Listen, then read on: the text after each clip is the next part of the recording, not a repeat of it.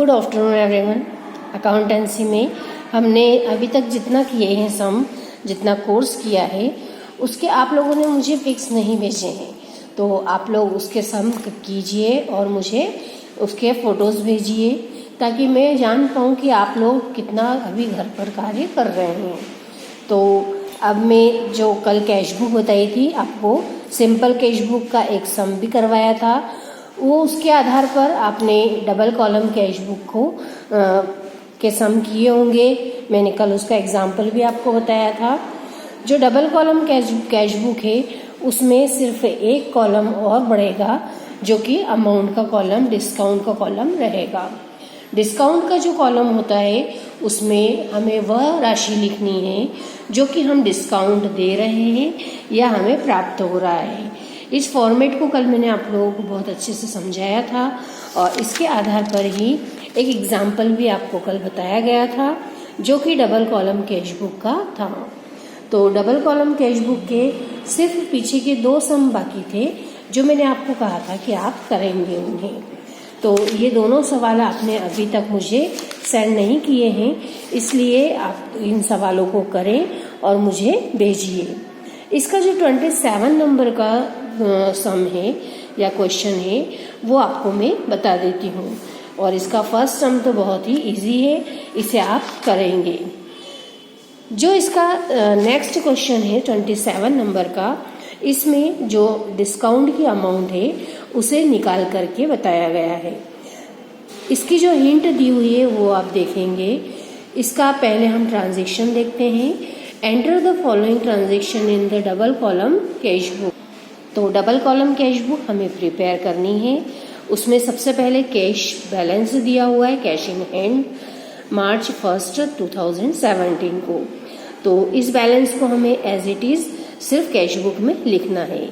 इसका next point जो है मार्च 2 का transaction, paid to Mahesh Prasad. Mahesh Prasad को भुगतान किया, 9,850 रुपये का उन्हें पेमेंट किया है। Discount received from him at the rate of 1.5% on the total sum due. कुल जितना था, जितना हमारे पास ड्यू था अमाउंट, उसमें से हमने 9,850 रुपये उन्हें पे किया और 1.5% डिस्काउंट हमें रिसीव्ड हुआ है। अब 1.5% हम किस पर निकालेंगे?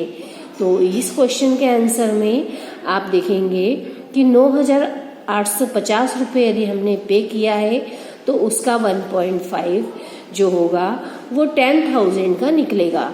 मीन्स 10,000 रुपीज़ हमने ड्यू किए थे, उसमें से 1.5 निकालेंगे तो 150 रुपीज़ डिस्काउंट का आएगा।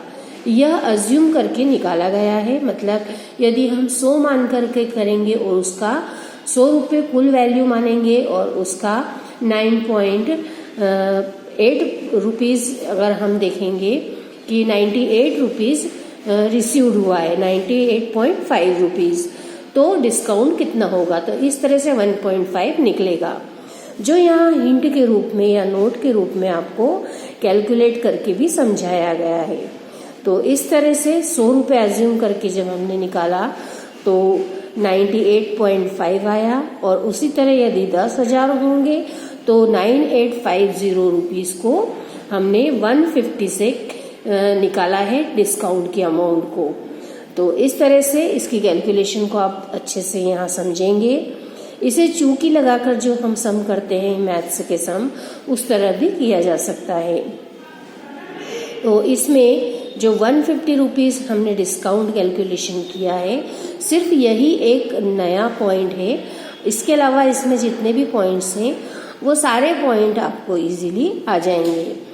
इसका जो हम एक सिंपल कैश बुक का सम कल कर चुके हैं, उसके जैसे ही यहाँ पे इस सम को भी पूर्ण करना है। तो देखेंगे हम इस सम को कैसे पूरा कर रहे हैं। इस सम को जब हमने 2 कॉलम कैश बुक में बनाया है तो सबसे पहले इसके डबल कॉलम कैश बुक के पूरे हम इसके फॉर्मेट को प्रिपेयर करेंगे। फॉर्मेट बनाने के बाद हम उसमें जो बैलेंस है वो एज इट इज लिखेंगे। बैलेंस को जब हम लिखते हैं तो बैलेंस जो हमारा होता है वो हमेशा होता है कैश बुक का डेबिट बैलेंस। जब कैश बुक का डेबिट बैलेंस हम